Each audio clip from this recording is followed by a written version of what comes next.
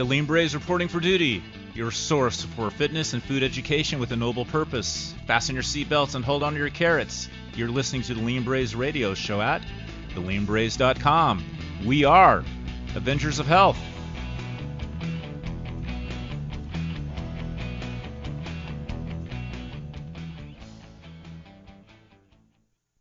All right. Welcome, Braves. I'm Ron Jones with Hugh Rhoads, 1967, the class of 1967 from LaSierra High up in Carmichael, California. We're the Lean Braves, and we're talking about the LaSierra High PE program, the legendary physical education program in California that not only made California news and national news, but was world famous. And quite the gold standard PE program, according to President John F. Kennedy. So, Hugh, thanks for coming on today and speaking with us about your experience and what that meant to you, not only then, but the rest of your life into today.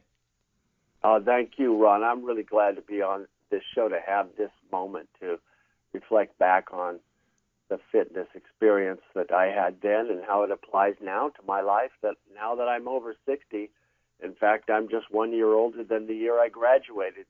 I'm 68 now. Great.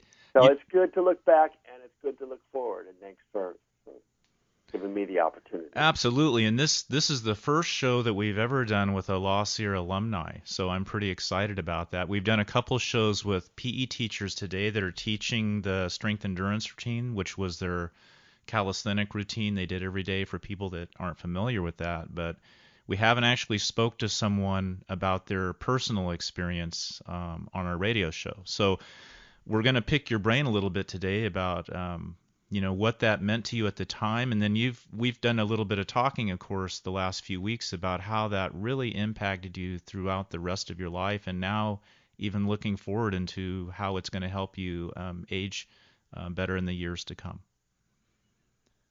All right, sounds good. So, well, you did say. Oh, go ahead, no, Ron. Sorry. You were right in off that word calisthenics, but go ahead. Okay, you were class of 67, so were you there the whole 4 years? Oh, yeah. Okay.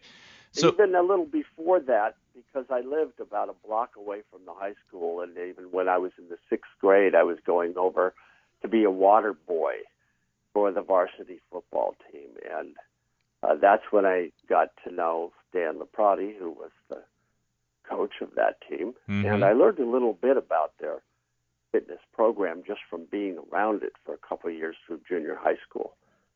So I feel that I have had about 6 years of experience, or association at least. Oh, and of course 4 during high school. Yeah, that's great, because a lot of people ask us, well, what kind of kids were feeding into LaSierra? So as a local there, what was the buzz about LaSierra not being in high school, coming up in grade school? Were people talking about that? Were the elementary and middle school PE teachers trying to get you ready, or was this just something you picked up on your own?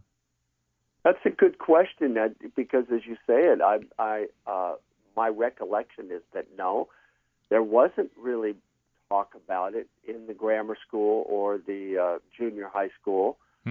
I don't remember other kids knowing much, and I don't recall the PE teacher saying much about it. We did have some standards in our physical education in junior high school and some testing, but I don't recall that it was in the context of getting ready for LaSierra. Okay. Well, the President's Fitness Council did have all that testing going on in the 60s, and that was pretty robust for some communities. And we can speculate that the kids in general came in more prepared then. I mean, they didn't have the obesity rates in the 60s, and just from a movement standpoint, we were moving a lot more as a culture. So all that would have been better. Something kind of interesting studying all this, from a physical education standpoint, is a lot of PE teachers did not want to do LaSierra, because if you know anything about PE, it was a lot of work, from an administrative aspect. I mean, there was a lot of robust testing and the testing standards, and it wasn't a program for lazy PE teachers. So there was some. I imagine not. Yeah, we actually got a hold of someone who did his student teaching and internship under LaPrade at LaSierra in the early 1960s. And when he went back to Bakersfield and started teaching at a high school there, they point blank said, "Hey, we heard about what you guys are doing at LaSierra, and we don't want any of that here." They absolutely told him not to do it. And so it wasn't always like everybody wanted to do it. So I don't know, it's just kind of an interesting topic to look at. So basically, you picked that up on your own, just hanging out, being the water boy. Now you had some observations about LaPrade. A lot of people have asked us more personal information about him. What did you think of him? What kind of man was he, and how did he interact with people? I have to say that he's one person that really stood out in my life. There were several. Mm-hmm. When I say several, I'm putting him in a really high class because there have been lots of influential people and men in my life.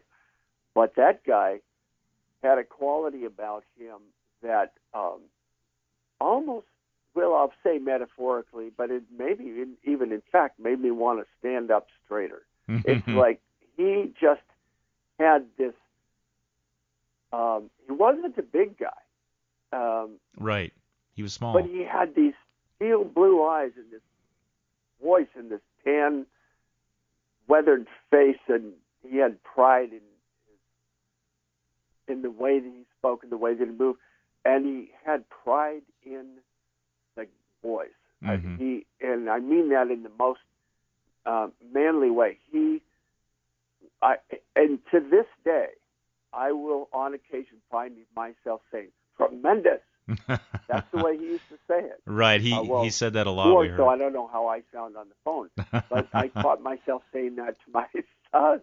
Mm-hmm. When they were little guys, just doing some little thing, and I said "tremendous," and it was Stan LaPrade that was coming through. Just that, I know you can do it. You're doing great. Mm-hmm. It's a good effort. Keep it up. And he was no nonsense. Right. He didn't have a silly side. Mm-hmm. There was just a lot of integrity about him, and I can say that now looking back. I didn't know that as a kid. I was just under the influence of him. But I missed him when he left LaSierra. It was about the middle of my high school years. Mm-hmm. And there was no one else there that had that quality, not to disrespect. Sure. There were great trainers and teachers in the PE department, and I dearly loved our football coach. Oh, yeah. George Souza. He was a rock-solid man. Mm-hmm. Of great integrity. But Stan LaPrade had something really special. Evidently, as we look back in time, that's because he was a very unusual guy. Yeah. In 1967, he was voted one of the top 3 fitness experts in the United States of America. And he received a lot of honors during and after LaSierra. And in the mid-'80s, he came back to Carmichael, and they had a dinner for him. And that's when he was honored with John Wooden, the famous UCLA basketball coach, with the JC program. So that guy, he was one of the best. So yeah, LaPrade, he was a unique person, and I heard excellent things about Coach Souza and all the other coaches there. So of course that the staff there was second to none, as LaPrade would have said. He thought he had the best PE staff in the country, and I would say he did. But LaPrade stood out, and he definitely was a different type of leader, for sure. It makes me wonder what his history was like. I never did know really where it came from, and I didn't know how great he was. I think there's a lot of things that kids don't know about the adults in their lives, but even more so back then, we didn't have an internet. You couldn't look people up. People couldn't promote themselves the way they do now. And I didn't feel, in retrospect, as I look back at it, I had no sense of, obviously, ego drives a lot of good things, and I'm sure he had one. We all do. Mm-hmm. But he did not feel like a self-serving guy. He really felt like he was in the service of all of us young guys, and that meant to be strong, to be demanding, to be consistent, be unwavering in his commitments to our health, and that we all seem to get. We got this guy is he cares about us. Yeah. Well, this brings up a couple points. One, I'll say a couple things. One is all for one for all, and then the noble purpose. So one of the things that came out of LaSierra is this sense of teamwork and pulling everybody up. That's not always the case in PE today, but so many of the alumni we have interviewed for the film talked about how everyone helped each other. And because one of the criticisms today is the ability grouping, and if for people that don't know what that was, you were grouped by your physical ability in terms of your, ability to do push-ups and pull-ups and different types of things like that, mile run, and then based on your scores, you would be put into a group of similar ability people, or boys in this case in those days. But actually that works really well, and we do that in math, and we do it in English, and we do it in other subjects, but people look at PE a little bit differently today. So that it on the surface it looks like, well, that would be just cause for a lot of hazing, and the kids less fit would be made fun of and stuff. But one of the guys we interviewed for the film who taught there did his PhD on that topic, and what he found is the kids were fine with it. Of course, that was in the 60s. Things might change. But anyway, there was a sense of group identity. Can you speak to that a little bit, Hugh, and what you felt like as being part of that? Yeah, I think this whole ability grouping and group identity is an important subject. First, we all knew. I was thinking about how we were told, because clearly we were instructed in day one of our freshman year what LaSierra physical education was all about. And I think probably there was a buzz for the eighth graders coming in, something about it. They all kind of knew something. But what was implicit is that everybody starts as a white. Everybody wears white cotton shorts. Doesn't mean there's anything bad or wrong with you. Mm-hmm. That's where we all start. Sure. Now, some people, guys who have been in sports or just generally come up a little more physically fit by nature, maybe come from a physically active lifestyle, working on the farm or whatever. There were farm people still back then. Right. And in fact, well, that's a sidebar, but farm kids were generally tougher, stronger opponents in football than Sure. like the city kids. And Yeah. so, but we were somewhere in between rural and urban. We were definitely us middle class suburban, Mm-hmm. and very classic, mostly white Anglo-Saxon Protestant Mm-hmm. kids, Mm-hmm. So that's a factor, I suppose. I don't know what to make of that. But when we started out, we all started as whites. Mm-hmm. And then there was a desire Right. to get into another color of shorts as soon as possible. Mm-hmm. So the testing started very early. Probably after about a week, Mm-hmm. we were taught the various things we would be tested on, and then I don't really remember if it was a week or more, but I think very quickly, it was about 2 weeks from what I read through, where they worked on form and technique, and then they started right into it to categorize everybody by abilities. Yeah, and so it took a while, and your research in this would clarify just how long it took. But I know that I became a red, which was the next color Mm-hmm. category. But the color category everyone wanted to be in or better was blue. Mm-hmm. The school colors were blue and white, Right. so they just established blue cotton as, all right, when you're blue, you are physically fit. Mm-hmm. That was the message. Okay. You're strong, you're capable, and it felt like it. Oh, yeah. It wasn't easy to be a blue. Oh, no, that was from what I see from the standards, that was a fair amount of work. Yeah, now, for me, I think I achieved blue after, for me, because I was an athlete, I grew up in a kind of a sports-oriented family, and I was always out playing sports, so I had a little advantage. But I was also a skinny kid. Uh-huh. I grew tall. I was 6'2" as a freshman, but I probably weighed only 165 pounds. Oh, wow. And I added about 25 pounds of muscle during that high school. But then, that's also attributable to increase in testosterone, and just growing, Sure. But I would say that the program at LaSierra really helped me to develop that. And getting from blue to the next levels was a real challenge for me, and I wanted it. Mm-hmm. So I actually stopped. I was a very good baseball player in my younger years, and I'm not advocating what I did, but by the time I was a sophomore, I changed. Instead of playing baseball in the spring, I went to track. Mm-hmm. And I went there specifically to train for football and to become stronger, more capable to be able to move up in the color ranking. And I did do that. I began to lift weights, and in track, you're timed. Sure. If you throw a discus, there's a distance. If you jump over a bar, there's a height there. You run at there's a certain amount of time. You're measured, Mm-hmm. and you have to keep pushing yourself to improve those measures.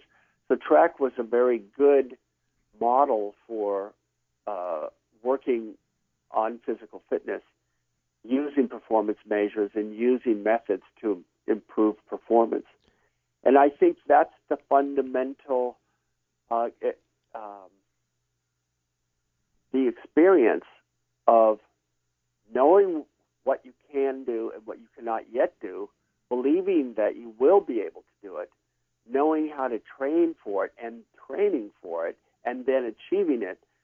That the essence of that is the thing that I think kids are not learning today.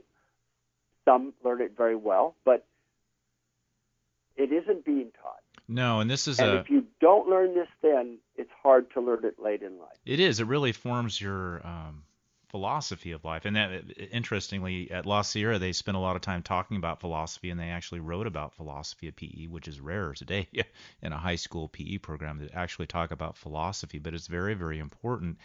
And this goes back to Greek philosophy, because the striving for excellence comes out of the Greek culture. And that, when we lose sight of that, which built Western civilization, we're in trouble. And so when I look around today at the physicality of youth and their lack of desire to improve, as a history person, I know that's a real problem. I spent some time up near LaSierra a couple years ago working with a high school there, and one of the concerns the administrator had when he pulled me in his office before I met with the PE teachers and the kids was he didn't see the connection in the students to improving physically or being healthy at all in terms of the importance of living their lives. And so that's as an adult, we need to get that out on the radar, that there's a real disconnect with kids today.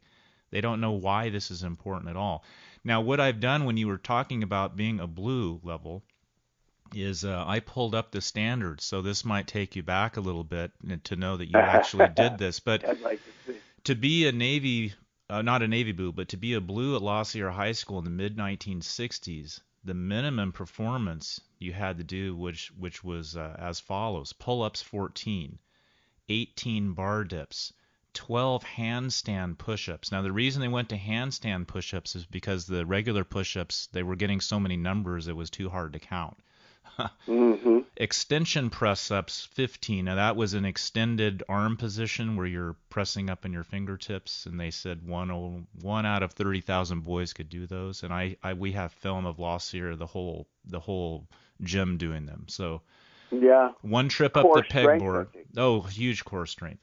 One trip up the pegboard, which is pretty high vertical. 2-arm hand hang, 1 minute and 45 seconds. Standing broad jump, 7 foot 3 inches. A rope climb, which is a 20-foot rope from a sit start, hands only, you had to do. shuttle run of 300 yards in 52 seconds. A 2-mile run you had to do in 16 minutes. That's 2 back-to-back 8-minute miles. And this is minimum performance to be a blue at LaSierra. You had to man lift and carry another boy within 10 pounds of your weight, 1,320 yards. You had to do an agility run, which had a lot of turning in 19 seconds, and you had to do 20 hanging sit-ups. And if you've if you've ever done a hanging sit-up, one is pretty difficult. And then before you moved up in group, you had to have a short trim haircut. I don't recall. Yeah. Now, so you mentioned Leprati. You didn't know where Leprati came from, and part of what LaSierra became in PE obviously came from his background. But he was went to school in California, and he was a World War II vet. And he actually coached football for the U.S. Army, and he was mentored by Frank Griffin, who was one of the top guys in the 30s and 40s. So Leprati had some real tutelage and training when he came into LaSierra in 1956 to set up that program. At that time, that's when the school opened. So he got to set up the whole program from the ground up. Well, I imagine his military experience would lead to, the haircut standard. Well, a lot of we didn't really resist that until the late 60s with the whole hippie thing. Sure. And it was, and I actually kind of bridged from, this is important in some sense, because while I was still at LaSierra, I was becoming familiar with what was happening with the so-called hippies in California at the time, because my best friend's older brother was in San Francisco, going to San Francisco State. And, so we were getting introduced to psychedelic rock and these things, and, all these long-haired people and all this stuff. And there was a little period of time where I kind of wondered, all right, well, how does this, this orientation to sports and fitness relate to all that? But what I discovered is it didn't feel good to give up on any amount of that,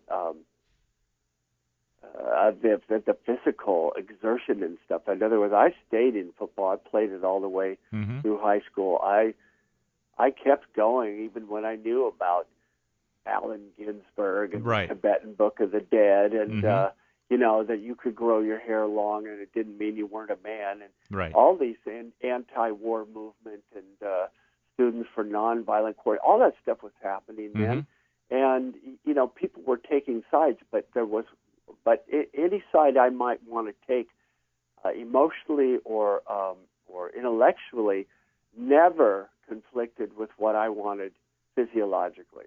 I loved feeling my body, and I liked to have it really working. And there was nothing better than a really good exercise.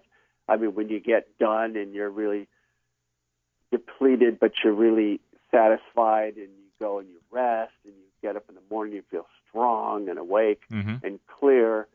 And to this day, as liberal as I may be, and I studied philosophy in college. I was an art student. I did all kinds of, crazy video art things. I made a living in film and television, working in the arts. Right. But I never stopped going to the gym.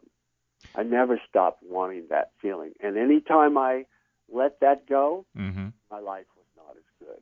Well, this is a nice... Other things would slip. This is a nice bridge to go, because it's cool to talk about the old stuff, but you have to bring it into the future or the present at least. And so it's a nice bridge because what we found, speaking with a lot of alumni, for the most part, they all stayed physically active their whole lives. They might not have been doing the vigorous calisthenics, but they stayed active.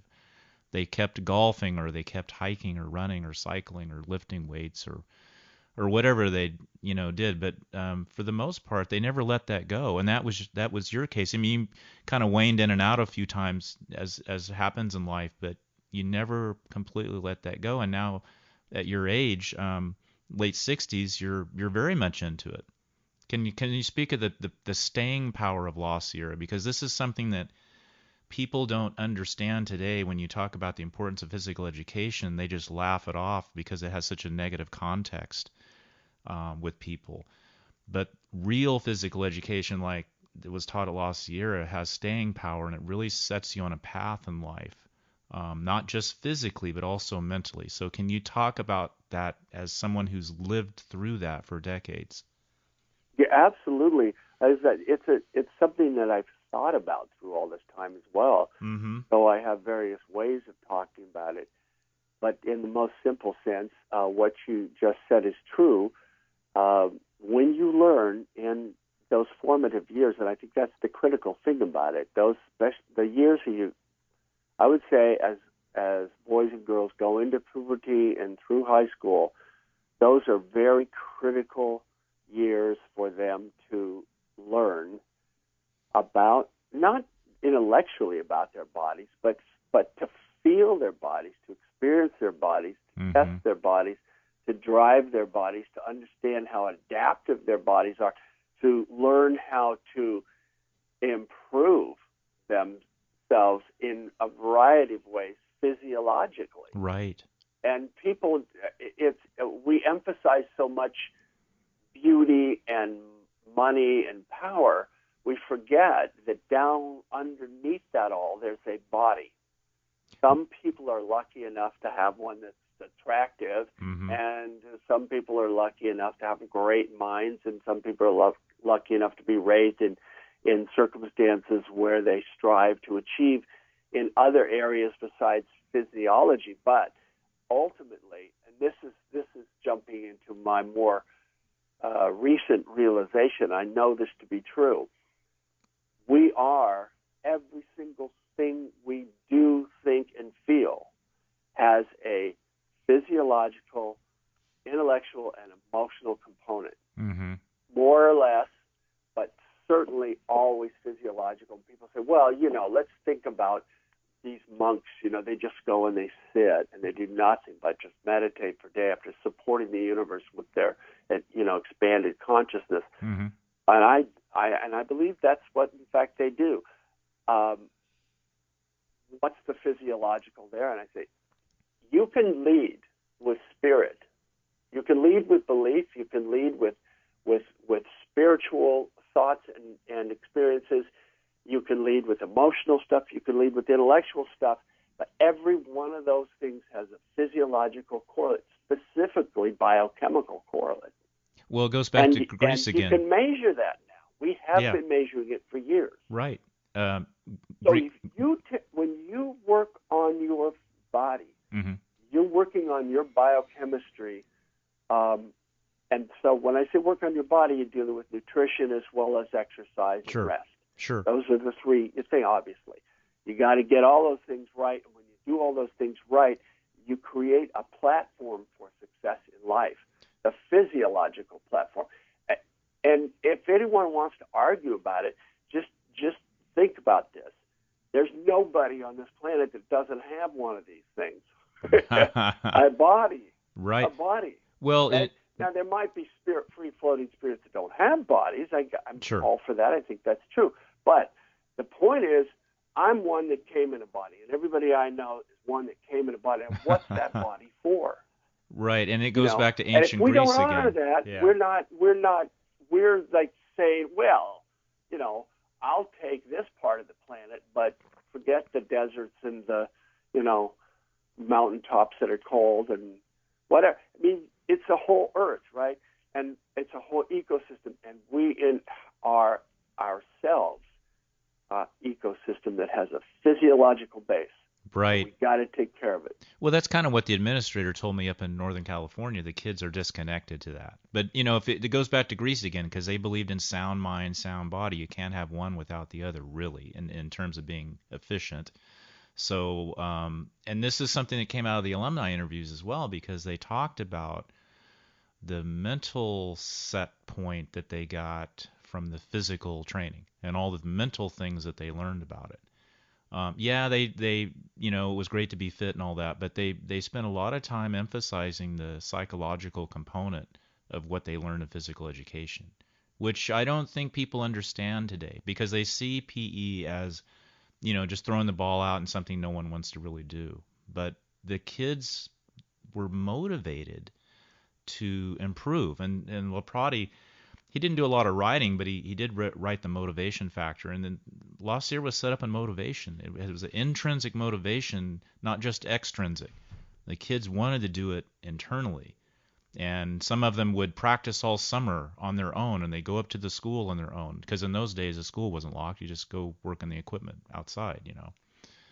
That's right. And I was fortunate because I was only a block away, and I could testify that, we used to go out there, run around, and get up on the bars and, do bar dips and pull-ups. And they didn't provide pegs, for like on the weekends and stuff, but I got a couple of dowels and cut them so it could fit. And we used to do the milking machine was the hardest one. I think everybody admits that one was just really hard. Yeah, that was a contraption. But we would do it. Yeah, kids try. They want to go. They try it again. They fall, and then who knows? A week or two goes by, but they go back out and they get up and see what it's like now. I think everybody evolved. There's no such thing as. I mean, the one thing we know is constant is change. Right. And if change becomes evolution, it's because some stress has, in a sense, forced a transformation. And this is the nature of life. So when we learn to work with that, and not just put our sights on external targets like I'm going to be a millionaire. And just all, I'm just going to be a millionaire, or I'm going to be, everybody's going to love me because I'm the best computer programmer in the class or whatever. That's all fine. There's nothing wrong with striving for all kinds of different things. That's a good thing. But ultimately, to deny that aspect of the body is really insane, really actually insane. Will definitely make you insane, that's for sure. Now, can you speak a little bit, you're 68 and you're still feeding off LaSierra and the physicality of that. As you move towards 70, how is it still relevant? I mean, people say, well, that you shouldn't be doing this or that at that age, but I from what I know about you, you're pretty vigorously active. So how does that impact you now versus your peers as you look around? Because I know I'm 57, and I look around at people even a lot younger than me, and there's just no way they can do a moderate level of physical activity. Yeah. Well, it's a sad fact that most people my age, and maybe for a very long time, ever since we started working more indoors with machines and less out with our bodies. In any case, there's this resignation about age, and it comes from the experience you have physically. You don't have the kind of energy or endurance or strength that you had when you were younger, and we know that hormones decline, and certainly your growth hormone, and then testosterone. For men, don't even want to admit that their testosterone declines, but it in fact does, and I have no problem with that fact because I know what to do about it. And what I think LaSierra gave me was the desire to push a little bit. Like I would go in my early 50s, I really got back into it heavy. I never stopped going to the gym, but when I was raising children and getting them up and through school and all that, and had a heavy career demand, and working in high tech, I mean, it was very hard to fit. To get the physical fitness program in there, but I couldn't go for more than a week or two without. I just had to go to my temple and just sweat it out and feel my body. And so I've been able to, I've experienced it being in better shape, in worse shape. I've experienced being in really bad shape, and then slowly getting into better shape, and so on and so forth. Well, in my early 50s, as I began to move away from spending day and night with kids and my job, Mm-hmm. I started to emphasize more and more in the gym. And I had some emotional issues at the time. I was pretty troubled with the Mm-hmm. nature of the whole .com crash and Yeah. Yeah. emphasis on a lot of stuff was going on for me. So I would go in and work it out in the gym, Mm-hmm. and I just started getting stronger. Hmm. And what I realized is that as we grow old and we lose some of the biochemical support that we have when we're younger, we do still have the ability to adapt and to improve ourselves even on that level. So now what's fun for me is to be at my age in the gym and having young guys come up and ask me how old I am. And, how often do I come to the gym? How long have I been coming to the gym? Right. And, and I can honestly say, well, about a little over 50 years. Yeah. Which is a great message to give younger people today, Yeah. Um, I hope, really dearly hope, that we bring back this realization and this desire to improve ourselves physically, and Mhm. not just so that we can look hot. Right. Although, if that's what gets people started, that's fine. I know I do know bodybuilders, both male and female. I would say a lot, but that's a relative term. I know. And the ones that are really built, like that, would fit the fitness model image that you see in muscle magazines, or that, you might see in CrossFit or runner magazines, etc. They are nice people. Mhm. They are like clear, grounded, good-hearted, somewhat humble people. Mhm. And the reason I want to emphasize humble, it's like any other sport, although there's a lot of arrogant athletes, and they use arrogance these days more than ever. Right. But the thing you have to learn in sports is sometimes you're going to be like really excelling, and sometimes you're going to fail. Right. And you have to get up and keep going. And the same is true in the gym. There's always somebody who can lift more. Right. There's always somebody who can go harder and longer. Unless you're the world's best at something, which you might be, Mhm. there's always going to be someone better, and you'll have good days and you have bad days, and you begin to understand that it's not, for example, how much you lift, but how you lift it, what's happening to your body at the moment. And if you get in touch with that and you work with that, you reach the right maximum for you, and over time, that maximum, those limits will change. And it's fun to change those limits. Right. It's fun to come in, like after being kind of through the holidays, and Yeah. you're kind of off your schedule and go to diet and exercise, and then you come back, the workouts are not bad, the next one's worse, the next one's better than the first two, one after that's a little better, then you kind of plateau, then wow, and then you come back and all of a sudden, man, I'm back up here, I'm back, I can do it all, and now I can do more. You talk. And then, so it's easy to criticize that, to think, well, that's just frivolous. You're spending a lot of time and energy, pushing your body so you can push your body more. How's that helping the world? Right. What's that doing for your kids? Well, we know from the research today it helps us think better, and it helps improve our cognitive function. And it helps you be calm. Like it helps you be more grounded emotionally, and more, for me, more in my heart. Yeah, mood enhancement. It might seem like a contradiction. Did you see a guy straining with his veins popping out in the gym? The consequence of that is not to be more of a monster in life. Right. It's to be a gentleman. Yeah.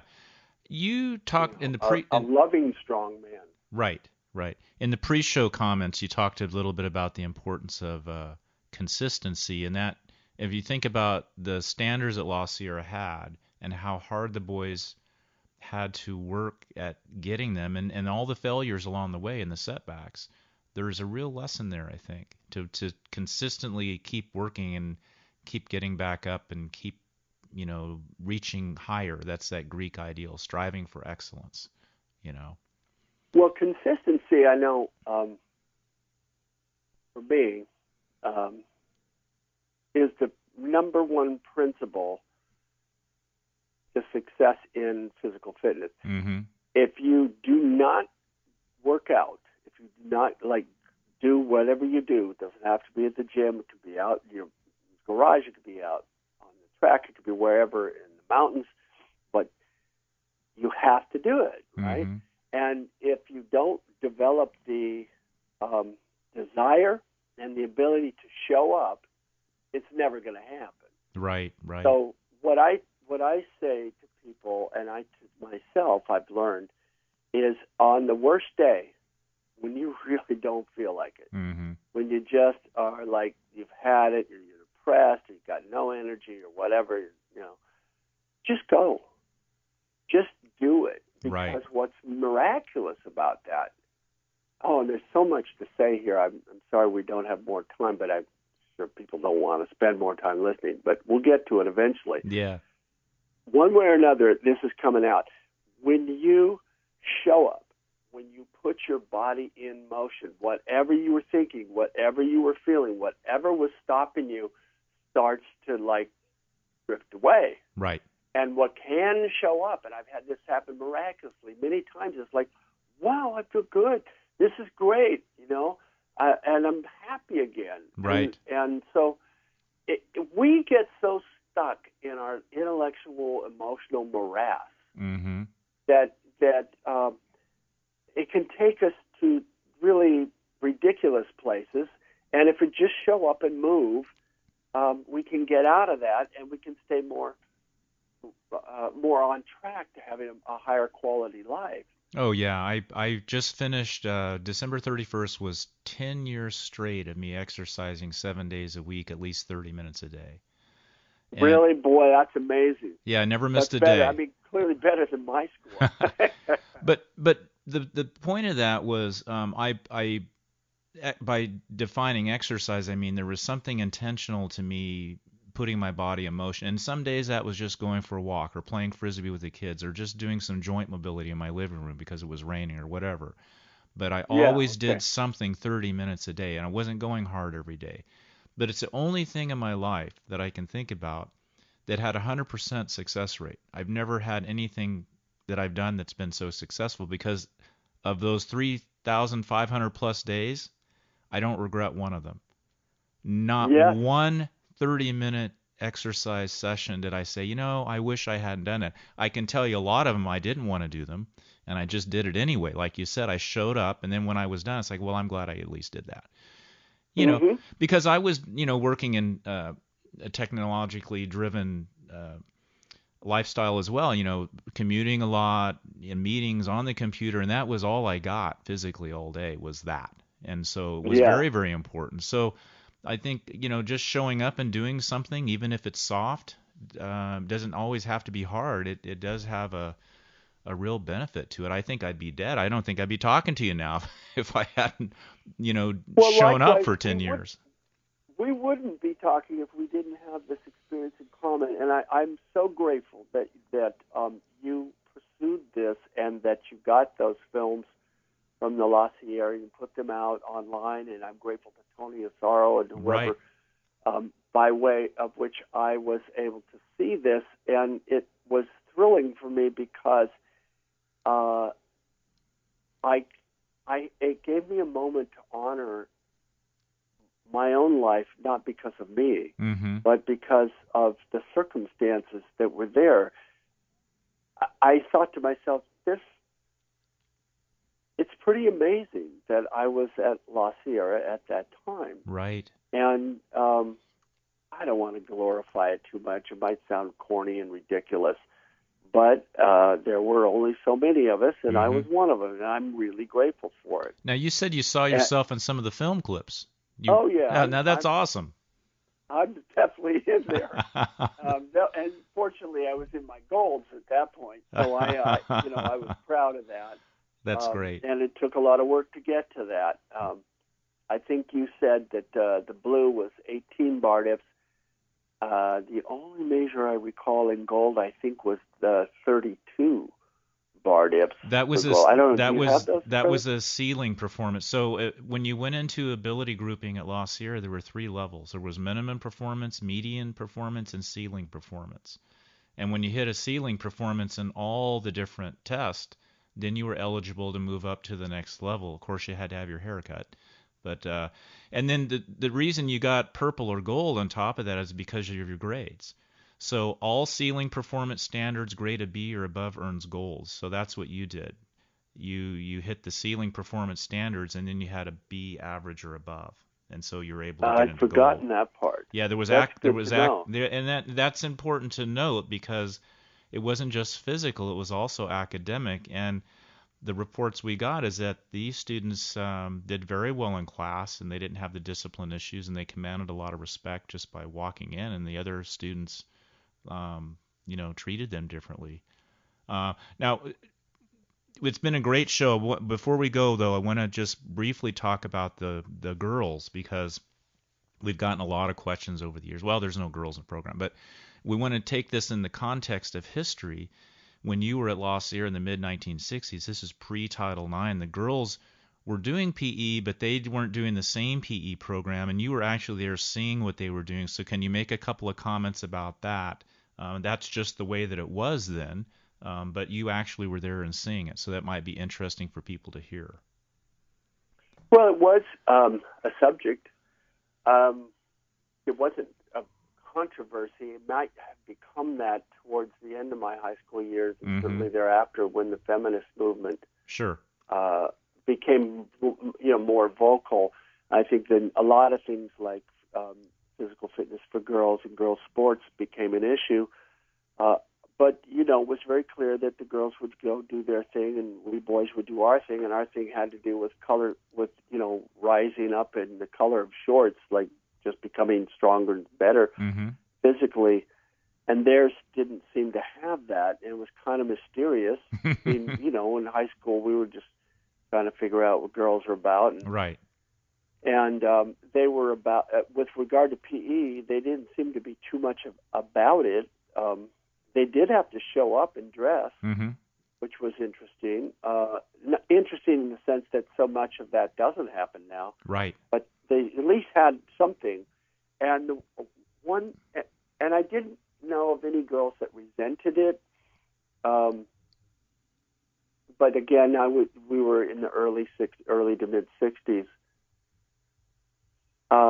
But I didn't know what girls could or couldn't do, and they did. Even soccer wasn't right something girls started to play soccer way after I came out of high school, and I think through soccer and other sports, they begin to realize that they can do this stuff without sacrificing femininity. Right. And now we know that actually, strong is the new beautiful. And that it's interesting to see even the images in media of female beauty have evolved to include female muscles, and girls develop differently than boys, and they don't necessarily get all big and bulky. Right. They could, depending on their diet and their hormones, but they don't by nature. And so I think it was not so good.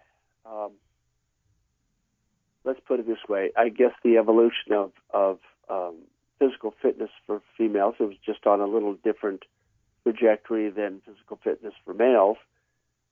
But I don't think it's good to have the boys step back from what they can do. Based on co-ed, it just doesn't make sense to limit anybody. Right. No, and I get that, yeah.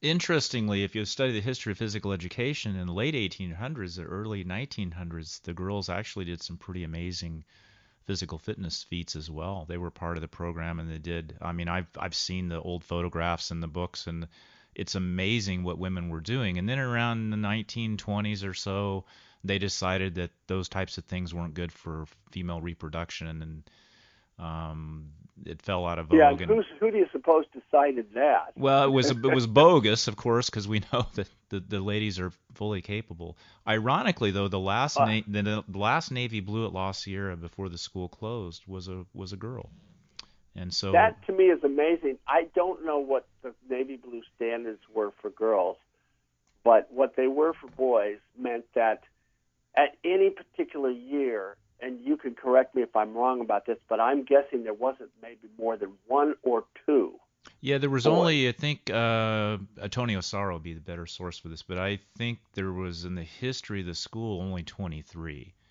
And that included 19 different test categories, and some of these were really rigorous. I mean, you had Oh, to. it was hard, and to just slide this in, these standards were using modern vernacular, crowdsourced. In other words, Yeah, they developed by just testing boys right. over time. Yeah, And the mile run for Navy Blue is 5:15.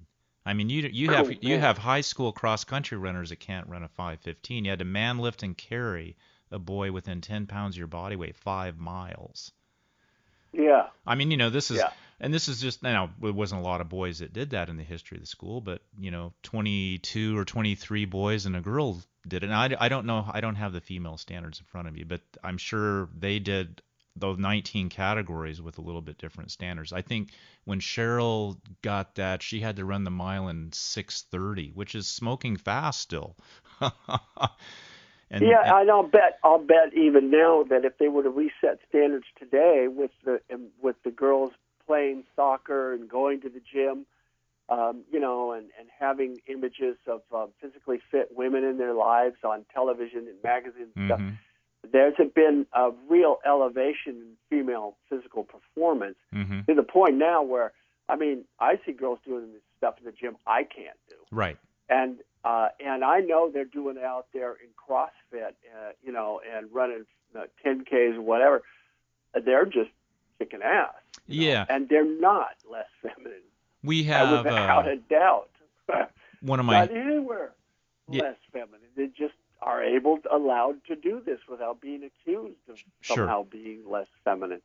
One of my I want to say one more thing about this girl sport deal, sure. because when I look back, I didn't know anything about the politics of what was happening at LaSierra. I just knew it was a unique program. We were getting a lot of attention, and that Mhm. was kind of cool. Mhm. But there were some world-class athletes that came to provide PE. Hmm.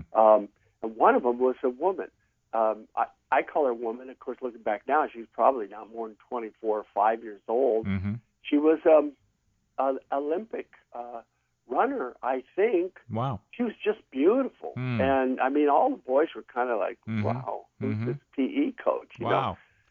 And she was really amazing. And I don't know what she did for these girls, but it occurred to me that if there's a female athlete, that comes to an Olympic athlete that comes to train girls, maybe the girls are going to get into this. And I guess they did. Yeah. Um, I don't know much about the girls program, to be honest with you, because my archives were from Laprati's family, and so that was all his side of it. So we don't know a lot about the girl program, except they had PE, and what they did was a lot more flowing. They did circular ring and archery and things like that were very, very soft, and played some sports, of course. And we know that Laprati also he worked with the moms of the boys at night in the gym. They had a night class. We have film of that and photographs. And so they came in and they did the calisthenic program, but it was a softer version of it because we actually have film of them teaching it and leading it, which was nice to see. And the moms were really into it.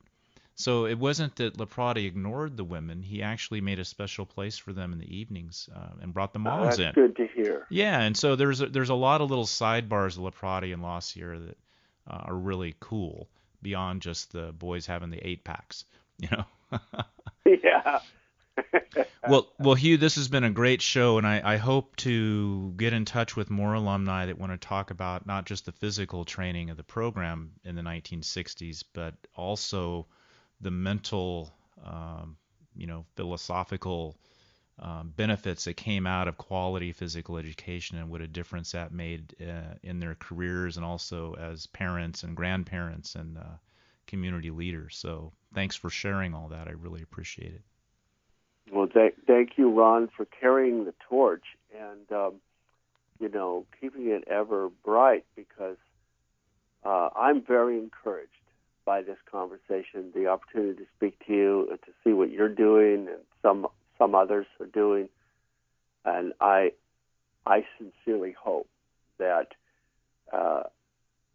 we evolve. And I say we, I mean human beings on this planet. But right. If you want to just say as a nation, that's fine too. Mm-hmm. I hope that we evolve towards honoring our bodies more and getting that up to a level where we care as much about ourselves and our planet physiologically as we do about our money and our power.